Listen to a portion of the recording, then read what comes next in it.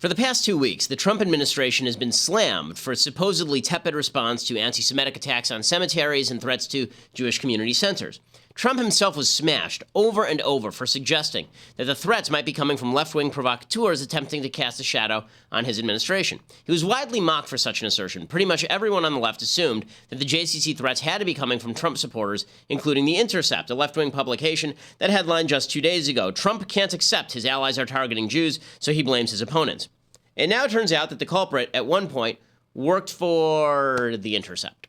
On Friday, a Missouri man named Juan Thompson was arrested for making multiple threats to JCCs across the country in order to harass his ex-girlfriend. Thompson is suspected of being a copycat of hearing about the JCC phone calls and then conducting his own campaign of phone terrorism. According to the FBI, Thompson dated a Jewish woman. After their relationship ended, he sent defamatory emails and faxes to her employer. He then stalked her. After that, he made, quote, at least 8 JCC threats nationwide as part of his campaign against his ex-girlfriend. He then tried to blame the woman in order to have her prosecuted. He tweeted, quote, "Know any good lawyers? Need to stop this nasty, racist #white girl I dated who sent a bomb threat in my name and wants me to be raped in jail," unquote. So here's what we know about Thompson. He's a left-wing reporter who made up material while working at The Intercept. He was fired in February 2016 for fabricating quotes in his stories and creating, quote, fake email accounts that he used to impersonate people. One of which was a Gmail account in the name of the editor-in-chief of the publication. He says he voted for Bernie Sanders. Thompson, who is black, tweeted just 2 weeks ago that Trump was attempting to, quote, remove black people from the south side of Chicago. Naturally, folks on the right are triumphantly pointing out the irony. The guy behind the JCC threats isn't a Trump backer, but a left-wing fake news guy who hates Trump, who for weeks the left stated this had to be an outgrowth of Trumpian anti-Semitism. But let's be fair for a second. The guy sounds like a complete nut job, not just a left-winger gone awry. According to the FBI, this was all designed to act out some sort of personal vendetta against an old girlfriend who was Jewish. The Jews were only involved insofar as they could be used as a tool against her. It doesn't make the guy's conduct any less egregious or anti-Semitic, but it doesn't really seem to connect to an ideology so much as a desire to hurt somebody he knew by using anti-Semitism. Furthermore, there's still another suspect out there. Dozens of JCCs have been called, and this terrorist was a copycat. But, this is evidence that while the left-wing media constantly accuses the right of jumping to conclusions about terrorism and ignoring right-wing terror involvement, the left has a major blind spot for its own extremists. And you just know that Trump's Twitter feed this morning will be totally epic. I'm Ben Shapiro. This is The Ben Shapiro Show. Okay, so we'll talk a little bit more about that story. I also want to talk about these Yemen raids and what we know about them and why exactly it's ridiculous the way that the Democrats are treating this whole thing. But first, I want to say thank you to our advertisers over at Zeal.com, Zeel.com. So I first have to tell you a story about Zeal that actually happened the past week. So my sister, who lives in a major East Coast city, she woke up in the morning, she was having serious neck trouble, like so much so that she was basically on the verge of tears, just really excruciating. So she called my parents, and my parents were very sweet. They immediately went to Zeal.com, and they booked her a masseuse for that same day. The masseuse came over and fixed her right up. She was as good as new as soon as the masseuse left. That's what Zeal.com does for you. They have 5-star top-quality massage, and it comes to your house. It's not very expensive, and you can schedule it, and they come directly to you. They bring the table, they bring the scents, they bring the masseuse, they bring it directly to you, Zeal.com. And if you love a good massage but you don't have time to schedule it at the spa and you don't want to wait for 2 weeks and you just want it right now, then you need to go to Zeal.com. They cost on average 20 to 50% less than going to a local spa or hotel. You don't have to wait for an appointment.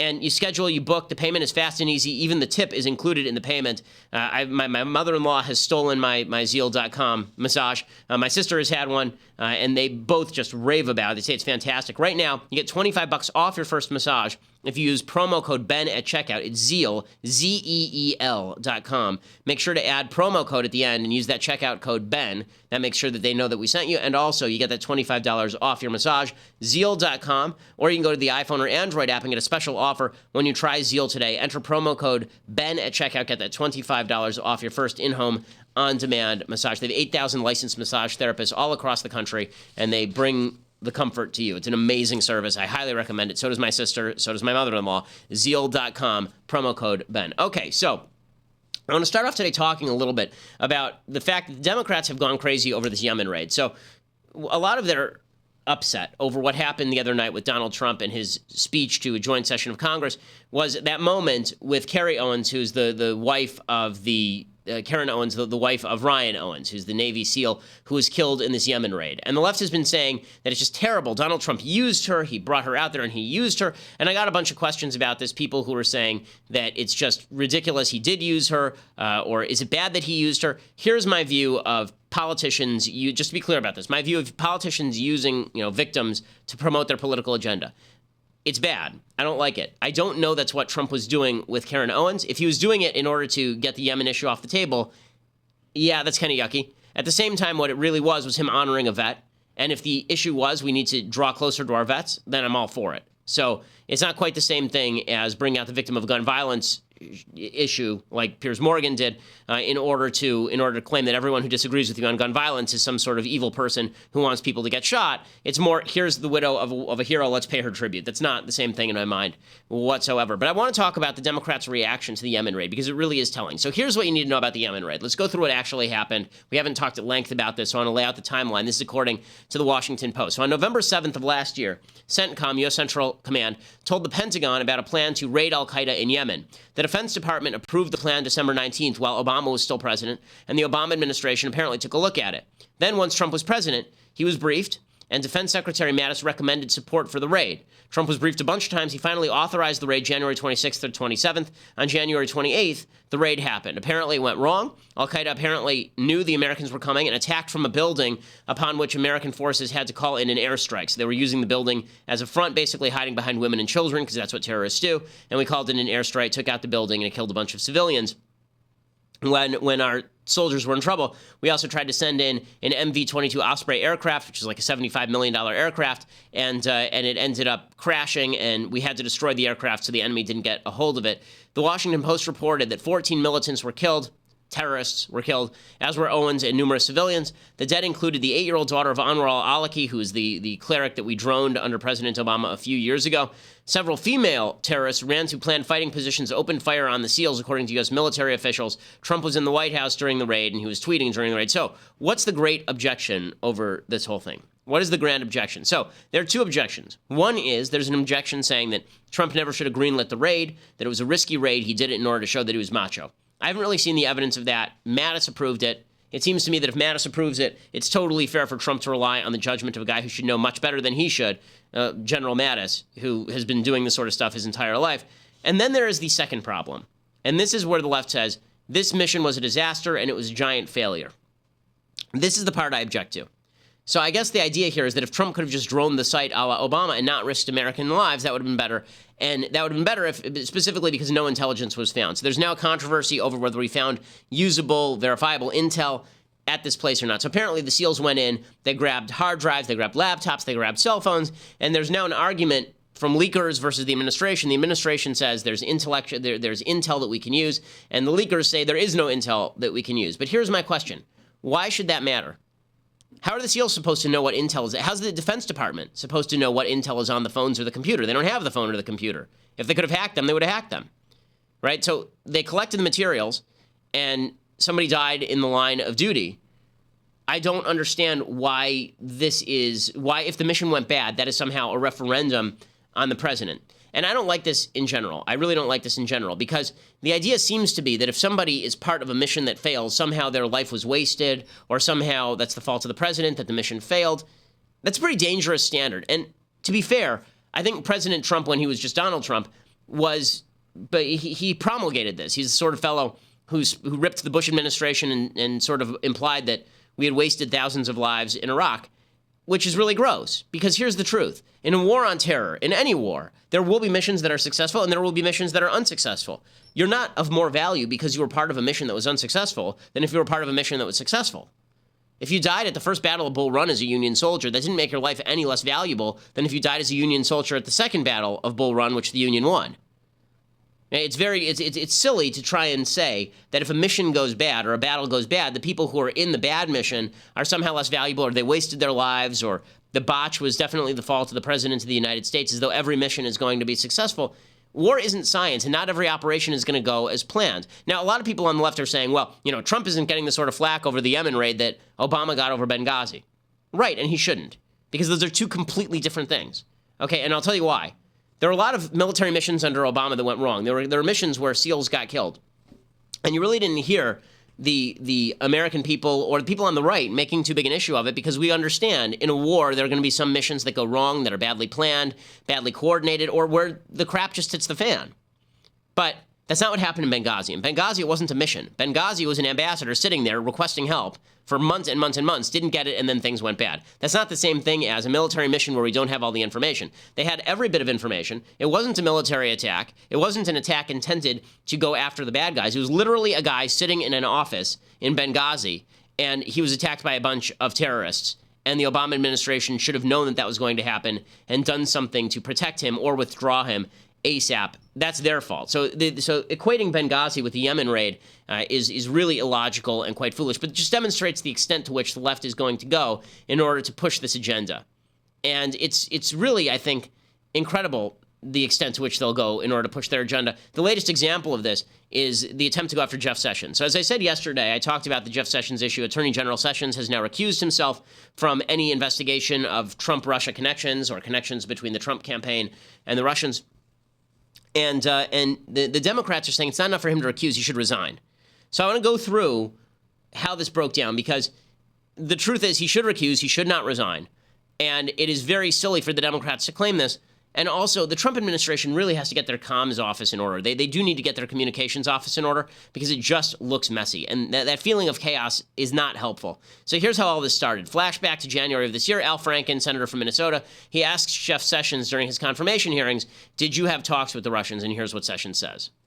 These documents also allegedly stated, quote, there was a continuing exchange of information during the campaign between Trump surrogates and intermediaries for the Russian government. And if there is any evidence that anyone affiliated with the Trump campaign communicated with the Russian government in the course of this campaign, what will you do? Senator Franken, I'm not aware of any of those activities. I have been called a surrogate at a time or two in that campaign, and I not have communications with the Russians, and I'm unable to comment on it. Okay, so people take this, there's two ways to read this exchange. One is that Sessions is saying, as a campaign surrogate, I did not have contact with the Russians, and the other is I didn't have contact with the Russians and I was a campaign surrogate. And those are both plausible readings. It seems to me that the question was, do you know if anyone from the Trump campaign had contact with the Russians? And he is saying, I never had contact with the Russians. And then it turns out that he had two meetings with the ambassador, a guy named Sergei Kislyak, which is just the typical Russian ambassador name. By the way, Sergei Kislyak is getting more attention this week than he will up to the week that Putin murders him. But in any case, Stuart Smalley asked Sandy Griffith about this.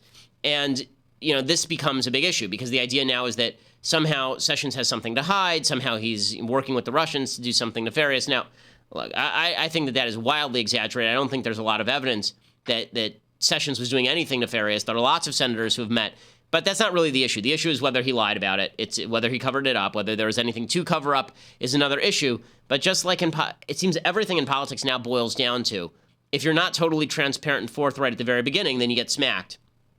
Which is why it seems to me if you can't identify any wrongdoing, but all you can identify is that somebody misheard the question or answered wrong, or even if he lied, if he lied, I guess that's perjury and he should resign. But if it just looks like what it is, which is he answered the question as I was a campaign surrogate for Trump and I didn't have any meetings with the Russians, and he never thought, well, I'm a senator and I had a meeting with the Russian ambassador, that seems to me, okay, recuse because it is it gives a scalp to the Democrats, I suppose, but the truth is that it looks mildly compromised. So recuse, let your deputy do all the work. What's the big deal? But don't resign. But the left has to play this over the top. So Chuck Schumer says it's not enough for Sessions to recuse himself. The Senate Minority Leader says that Sessions should resign. For weeks, I have said that Attorney General Sessions needs to recuse himself from any investigation into contacts between the President and his associates on the campaign and transition and Russia.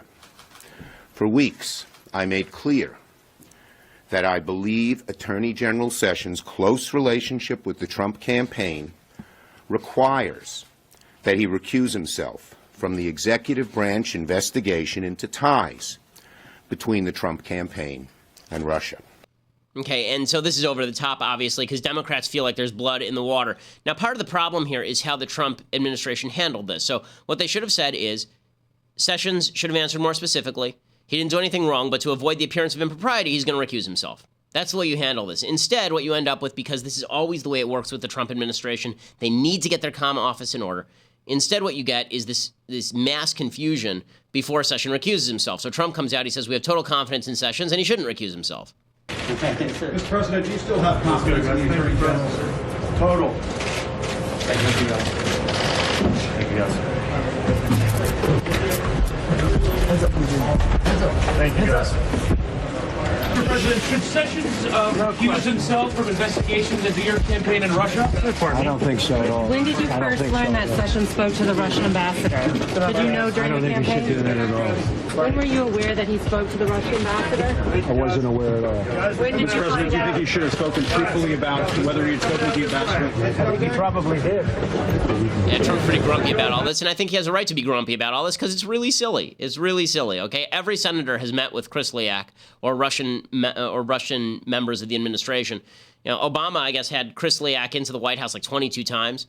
So, again, there's no underlying problem here, but should Sessions have answered that he never, ever spoke with anybody from Russia? Clearly not. Could he have misremembered? Sure. Is it a big deal? No. But again, Trump says he shouldn't recuse himself. And then Paul Ryan says that Sessions should not recuse himself. Well, okay, two questions. First, I would just refer to the Senate Judiciary Committee. I checked the transcript on all of that, so I can't speak to what the Judiciary Committee transcript is. Frankly, I haven't read that. Should he recuse himself? I think he answered that question this morning, which is if he himself is the subject of an investigation, of course he would. But if he's not, I don't see any purpose or reason to doing this. And so that's the answer, and it's the consistent answer. Ted Cruz, and he said it's the same thing. There's a lot of political theater, and he's right. So there's a good grounds here. If you're going to say don't recuse yourself, and everybody's immediately going to say don't recuse yourself, then don't recuse yourself.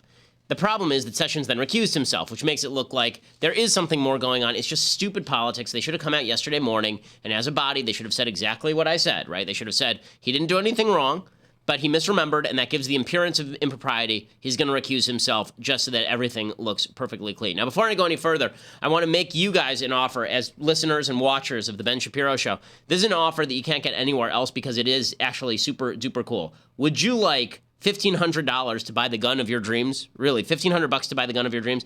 Well, they need to work with my friends at the United States Concealed Carry Association. So USCCA is changing the game for responsible gun owners like you and me and preparing us for everything that comes before, during, and after a self-defense shooting. So they have shooting, they teach you how to use your gun. They teach you how to act during, if something bad happens, during someone breaks into your house, how to treat that. And then they also help you with defense afterward, because just because you did the right thing doesn't mean that you won't, the police won't arrest you. So you have to have people to help you out. That's what the U.S. Concealed Carry Association does. And, what they're doing right now is actually super cool, which is they want to get 10 people in my audience $1,500 to buy the gun of their dreams. So if you want an AR-15 or if you want a custom 1911, any gun that you're dreaming of could be yours, because over at USCCA, they've started a website, defendmyfamilynow.com, and you can enter for the chance to win that $1,500. So go over to defendmyfamilynow.com, enter for that free chance to win $1,500 toward any gun that you want. It's super cool. Defendmyfamilynow.com, and check out their membership program. There's nothing out there like it. Again, they have all sorts of services they provide to gun owners: information, classes, defense. They're the people that you need to talk to. If you are, as a gun owner, I will say, I think USCCA, the U.S. Concealed Carry Association, is indispensable. You should certainly get a membership. You should be working with them. If you're a responsible gun owner, you almost have a responsibility to work with them. Plus, it's kind of cool that right now you do have that shot to win $1,500 to buy any gun that you want at defendmyfamilynow.com. Defendmyfamilynow.com. Go over and check them out. The U.S. Concealed Carry Association. Okay, so Sessions, all this happens, and then Sessions finally recuses himself. So you have the entire Trump administration. Again, the confusion is the part that I think is frustrating to people. They all say he shouldn't recuse himself, not going to recuse himself. And then Sessions comes out and he says, yeah, I guess I'll recuse myself. And my staff recommended recusal. They said that since I had involvement with the campaign, I should not be involved in any campaign investigation. I have studied the rules and considered their comments and evaluation. I believe those recommendations are right and just. Therefore, I have recused myself in the matters that deal with the Trump campaign. The exact language of that recusal is in the press release that we will give to you. Okay, so again, the whole thing looks shadier than it is just because when you botch communications, it matters. Somebody needs to get that White House communications in order. They really need to get this crap in order because, again, the more they do this, the more amateuresque it looks, and that's just a problem. It's a problem. It's going to dog them. Also, I would like to see a full investigation so that we could get all of this behind us. It's either true or it's not true. If it's not true, then I'd like this cloud to dissipate. And if it is true, I'd like to know it, and I think we have a right to know it. Okay, so if you want to listen to the rest of the show, you're going to have to go over to dailywire.com, watch the rest of the show at dailywire.com. $8 a month will gain you access. We're going to talk about more today, including the Democratic narrative about Trump, how they're trying to destroy Trump, the Republican counter-narrative, and then shockingly, the media actually sort of got it right a little bit yesterday, which we'll talk about too. But you have to go to dailywire.com for all of that. $8 a month makes you a subscriber. We have the Shapiro store coming soon. If you're an annual subscriber, then you're going to be able to get a free DVD copy of The Arroyo, which is a fantastic movie from Jeremy Boring about what's going on at the southern border. A fictional film, really exciting, really topical. The Arroyo, you get that for free when you become an annual subscriber over at dailywire.com, or listen later at iTunes and SoundCloud when we upload the entire show, and make sure that you leave a review at iTunes. We are the top conservative podcast in the nation.